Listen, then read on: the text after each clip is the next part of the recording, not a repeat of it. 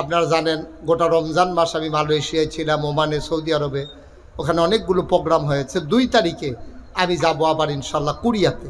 আমার বাংলাদেশের যারা কোরিয়াতে থাকে ওরা মিলেমিশে টাকা জমাইয়া কোরিয়াতে জায়গা কিনা 8 কোটি টাকা খরচ করিয়া আমার কোরিয়ার ছেলেরা, বাংলাদেশের ছেলেরা কোরিয়ায় যারা থাকে তারা একটা মসজিদ দিছে। এখন মসজিদের কাজ যখন শেষ হয়েছে সকলে মিল্লা মিটিংয়ে বইয়া কয় মসজিদরা তো একজন হুজুর এনে উদ্বোধন করা দরকার, কারে আনলে ভালো হয়। সকলে মিললে একমত হয়েছে আমারে নিলে মিলে ভালো হয়। আলহামদুলিল্লাহ কন্যা কেন আপনার কি আফসোস লাগতেছে? আরে আমি যেতাম পারলাম না, ঠিক আমরা সকলে যেতাম পারলাম না, কি হলো? তো এই জন্য আমি 2 তারিখে কোরিয়া যাব। এখান থেকে আইসা আবার আল্লাহর খাস মেরে আবার নিয়ত করেছি হজ করব আমার ওয়াইফ সহ। 12 তারিখে ইনশাল্লাহ হজে যাব। তারপরে ওইখান থেকে আইসা আবার বিদেশের সফর, নানানভাবে দৌড়াদৌড়ি ব্যস্ততা। আগে তো এক সময় দেবিদ্দার আমি এত মাহফিল করছি, ওখানে আমারে মানুষে জিগা হুজুর আপনার বাড়ি কি দেবিদ্দা? থাকবেন না বাউন ফারা দেবিদ্দার লগে দিয়ে। অনেকে মনে করে আমার বাড়ি বোধহয় দেবিদ্দা। এই সিজনে আমাদের দেশে সাধারণত মাহফিল হয় না। বর্ষাকালে আমাদের দেশে মাহফিল খুব কম হয়, কারণ এখানে বর্ষার কারণে মাহফিলে বসা কষ্টকর। কিন্তু আল্লাহ দয়া করেছেন, আল্লাহ মায়া করেছেন, আল্লাহ সুযোগ করে দিয়েছেন।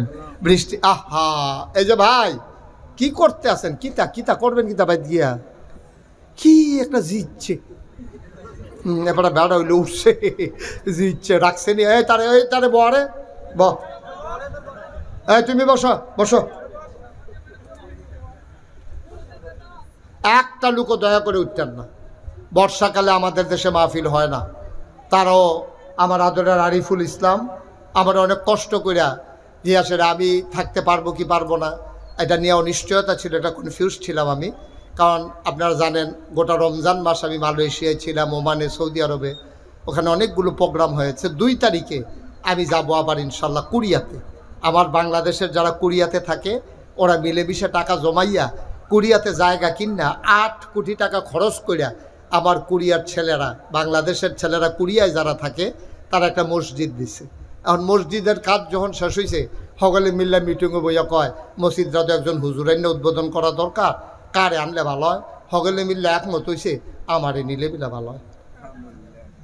আলহামদুলিল্লাহ কন্যা কেন আপনার কি আফসোস লাগতেছে? আরে আমি যেতাম পারলাম না, ঠিক আমরা সকলে যেতাম পারলাম না, কি হলো? তো এই জন্য আমি 2 তারিখে কোরিয়া যাব। এখান থেকে আইসা আবার আল্লাহর খাস মেরে আবার নিয়ত করেছি হজ করব আমার ওয়াইফ সহ। 12 তারিখে ইনশাল্লাহ হজে যাব। তারপরে ওইখান থেকে আইসা আবার বিদেশের সফর, নানানভাবে দৌড়াদৌড়ি ব্যস্ততা। আগে তো এক সময় দেবিদ্দার আমি এত মাহফিল করছি, ওখানে আমারে মানুষে জিগা হুজুর আপনার বাড়ি কি দেবিদ্দা? থাকবেন না বাউন ফারা দেবিদ্দার লগে দিয়ে। অনেকে মনে করে আমার বাড়ি বোধহয় দেবিদ্দা। তো যাই হোক, আজকে আমি মাহফিলে আইসা আমার মনটায় সাক্ষী দিছে এই গরমের ভিতর আপনারা যেভাবে আসছেন আল্লাহ আপনাদের এই মাহফিলটাকে কবুল করে দিয়েছে। কত মানুষ এই চাপানগর না, এই চাপানগরের কত মানুষ কবরও শুয়ে রয়েছে। ও 34-35 বছর হয়েছে আমি মাহফিল করি। আমিও তো যারারে দেখছি ওহন দেবিদ্দার আগে যারারে দেখছি অনেকে ওহন আর নাই। আমরা সবাই মিললে যে আব্বা আম্মার লেগে কুদুর দোয়া করাম, আর আমরা যারা গোনা জমা হয়ে গেছে তারা কুদুর তবা করাম। দরকার আছে নিও। একটা লোক উঠতেন না, একটা লোক উঠতেন না, সবাই বসেন আমরা দোয়া করাম, তবা করাম, এরপরে ইনশাল্লাহ আমরা দোয়া করে দেন আল্লাহ যেন কবুল করে সবাই কনা আমিন। আমার এই যে আরিফুল ইসলাম হাফেজ কারি, আমি তাকে ধন্যবাদ জানাই। আমাদের দেশের মানুষগুলা এই ডক্টর ইউনুস কি কয় ছেলেরারে শুনছ? তোমরা যারা যুবক শুনো, তোমরা উদ্যোক্তা হবা, ব্যবসায়ী হবা, মানুষের চাকরি দিবা, নিজে চাকরি বিচাইল না। আমরা মন মানসিকতা শুরু হয়ে গেছে গা। আমরা খালি কেমনে কোনো মতে নিরাপদে কাম করাম না, ঝুঁকি নিতে হবে, চ্যালেঞ্জ ধরতে হবে, জাতিকে আগাই। এই তোমারে কি কইতাম যে তুমি গেলে গাও সারবো বইব নাতে কি তাতে বইব না বইলা নাতে রুখ লইয়া লাইছি তাহলে রাখতে পারতা না, তো অ্যাক্সিডেন্ট গড়াই লিব সাইডা দিতে সাইডে আয়োগ সাইডে আয়োগ কি হল বহন তার ইমার্জেন্সি সাইডা তাড়াতাড়ি আইবিয়ে না তুই। সবাই বলো আমিন। আমরা সবাই মিল্লা করে দোয়া করা। আমার আদরের হাফেজ কারি মোহাম্মদ আরিফুল ইসলাম সিদ্দিকী, সে হচ্ছে এই ক্রিয়েটিভ গঠনমূলক একটা কাজ করেছে। সে ভাড়া নিয়ে ৬,০০০ টাকা ভাড়া, এটা সুন্দর করে সে একটা মাদ্রাসা চালু করছে। প্রায় ৩০ জনের মতো ছাত্র আছে। আমার ১ নাম্বার আবদার হইল আপনাদের কাছে, আপনার থেকে মানসিকভাবে সাপোর্ট দেন। তো যাই হোক, আজকে আমি মাহফিলে আইসা আমার মনটায় সাক্ষী দিছে, এই গরমের ভিতর আপনারা যেভাবে আসছেন, আল্লাহ আপনাদের এই মাহফিলটাকে কবুল করে দিয়েছে। কত মানুষ এই চাপানগর না, এই চাপানগরের কত মানুষ কবরও শুয়ে রয়েছে। ও ৩৪-৩৫ বছর হয়েছে আমি মাহফিল করি। আমিও তো যারারে দেখছি, হন দেবিদ্যার আগে যারারে দেখছি, অনেকে হন আর নাই। আমরা সবাই মিললে যে আব্বা আম্মার লেগে কুদুর দোয়া করাম, আর আমরা যারা গোনা জমা হয়ে গেছে তারা কুদুর তবা করাম। দরকার আছে নিও, একটা লোক উঠতেন না, একটা লোক উঠতেন না, সবাই বসেন, আমরা দোয়া করাম, তবা করাম, এরপরে ইনশাল্লাহ আমরা দোয়া করে দেন, আল্লাহ যেন কবুল করে সবাই কনা। আমিন।